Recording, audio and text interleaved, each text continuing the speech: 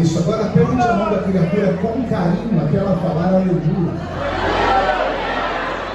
Tem um pentecostal que não faz barulho. Está com defeito de fabricação. Vamos lá? Senhor, mais uma vez nós te adoramos. Mais uma vez nós te exaltamos. E nós temos plena consciência de que dentro de alguns minutos e este santuário ficará pequeno para o tamanho da glória que o Senhor vai mandar do alto dos céus. Os que vieram tristes começarão a saltar de alegria. Os que vieram se arrastando não voltam se arrastando para casa. Hoje voltarão voando nas asas do novo vento.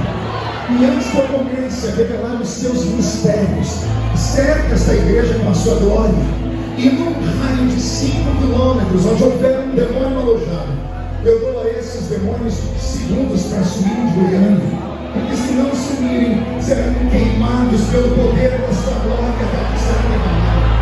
Rasga os céus sobre nós esta noite, manda anjos de fogo descerem aqui, que estes anjos desçam trazendo brasas de fogo nas mãos, comecem a espalhar estas brasas entre nós, e onde houver um crente cheio do Espírito Santo, pega ele nesta noite, Jesus, e mostra o caminho da verdadeira e poderosa adoração.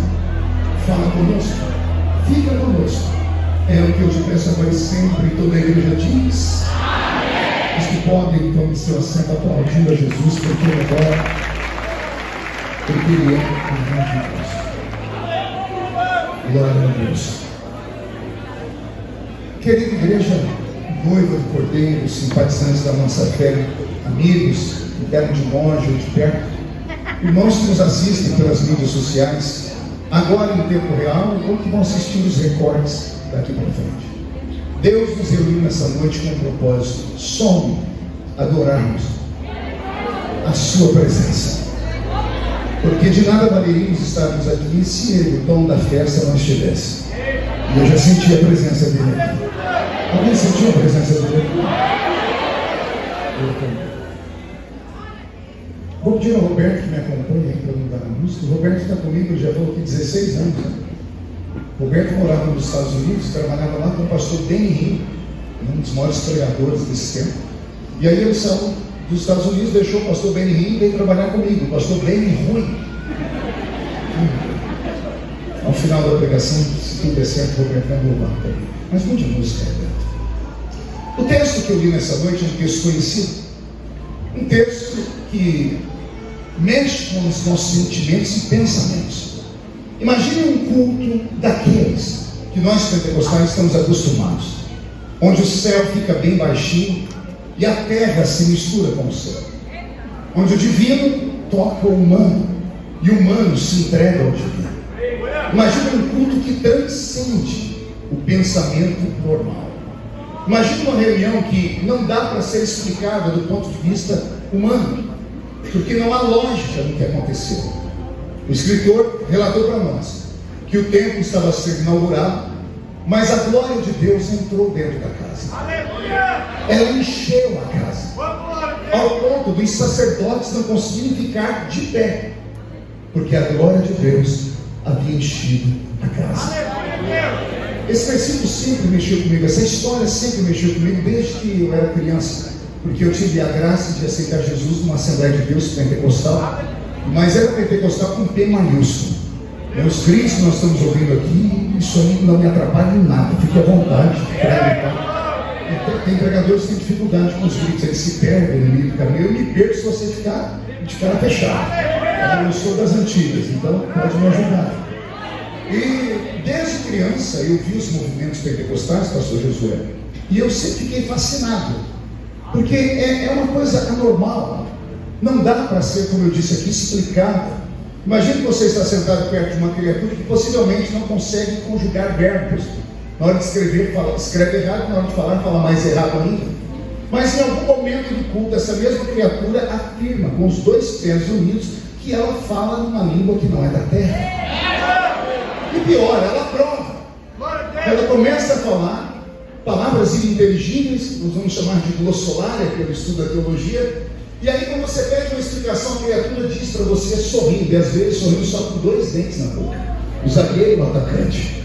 A pessoa é analfa de pai e é beta de mãe. Ela diz: eu falo na língua dos anjos. Aí você vai perguntar: mas que escola você frequentou disso? Na escola da Assembleia de Deus. Mas quem era o professor? Vai dizer: é o Espírito Santo. Mas como é que você aprendeu a falar em língua? Vai dizer: glória, glória, glória, glória, glória, glória.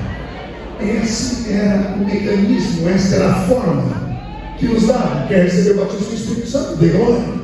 Quanto mais glória, mais perto do céu você fica. Quanto mais glória ao eterno, mais o eterno vai te observar. Por isso os nossos cultos eram tão barulhentos. Recebemos até uma homenagem, um hino que virou hit no nosso meio, e está em desuso agora, né?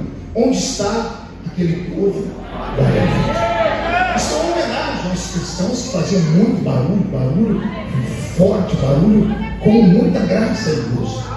A Assembleia de Deus é uma igreja diferenciada, porque é a igreja dos leigos, e graças a Deus por isso. É a igreja que dá oportunidade para todos aqueles que têm sonho, daqueles que têm vontade. Chegou numa Assembleia de Deus, você soube falar qualquer coisa, quando tiver o microfone deu certo, você vai desinvestar a falar para sempre. Porque nós acreditamos que Deus pega o homem do monturo e coloca ele entre os príncipes e os reis da terra. Hoje nós estamos mais apurados, é claro, a igreja cresceu, nesse crescimento vem as responsabilidades, então hoje nós pensamos que as pessoas tenham pelo menos um mínimo de conhecimento de teologia, pelo menos um curso básico, pelo menos na minha igreja eu exijo isso, pelo menos isso. Mas ainda bem que não exigiram isso no início, porque quando eu comecei eu não tinha dinheiro para pagar nada. Não ia pagar um curso de teologia, mas quando eu estava pregando, os meus velhos pais, que não sabiam ler nem escrever, me estimulavam dizendo: você tem chamado. Eu falei: como é que eu aprendo? Nós não tínhamos tantas bíblias de estudo, nós não tínhamos internet. Você consegue imaginar um mundo onde não tinha internet? Era o nosso mundo, um mundo sem telefone. O nosso mundo não tinha telefone. Aliás, o mundo dos pobres, os ricos tinham telefone. O preço de um telefone era o preço de um carro. A gente não conseguia comprar. Se comprar isso para os nossos filhos, eles vão rir da gente, porque hoje até crianças têm. Mas foi nesse nível, acreditando naquelas pessoas simplórias, de que Deus poderia realizar sonhos, que no ministério que Ele me deu floresceu. E eu louvo a Deus por isso. O que me fez crescer dentro de uma igreja como a nossa foi exatamente a sensibilidade do sobrenatural. E nós não podemos perder isso jamais. Podemos ser modernos, só não podemos ser mundanos. Podemos ser para frente, só não podemos deixar Jesus para trás. Podemos cantar o worship, mas de vez em quando coloca aí um rei está voltando, para você ver o ambiente da igreja toda mudar. E não é algo sorumbático, não é saudades, não é isso. É a presença que havia nessas letras. Se nós conseguirmos fazer isso, o céu será o limite. E jamais esquecemos que numa reunião como a nossa, nós homens temos uma participação, mas o Espírito Santo é quem comanda. E quando Deus fala, ninguém pode retrucar. Quem acredita nisso pode dar uma coisa. Certa vez, pastor Josué, estudando, eu quis compreender como é que isso aconteceu. Por que Deus entrou dentro de um templo? Porque Deus saiu do céu. Porque Deus sentou nas asas de um querubim e voou nas asas do vento. Porque estando ele nas asas de um querubim, nas asas do vento, sai ele e entra dentro de um santuário feito por mãos humanas. Esse ato é inédito. Não havia acontecido nada parecido com isso antes desse episódio. Deus agora entra em uma casa, em um templo feito por mãos humanas. E eu achei isso interessante. E mais interessante é que a presença dele não podia ser vista, mas podia ser sentida. Ou seja, nós podemos viver o que aconteceu naqueles dias hoje à noite.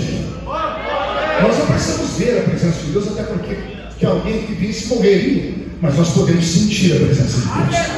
Como é que nós sentimos a presença de Deus, pastor? Primeiro, nos desligando da terra. Segundo, esquecendo os problemas. Terceiro, ficando livres agora, nesse momento, e focando na palavra e sempre treinando o seu espírito. Você ouve e vai dizendo: fala a Deus. Você ouve e vai dizendo: glória a Deus. Você ouve e vai dizendo: amém, Senhor. Porque aí você confirma. E vai que uma confirmação desce um anjo lá em cima, diz amém também. Olha Deus virando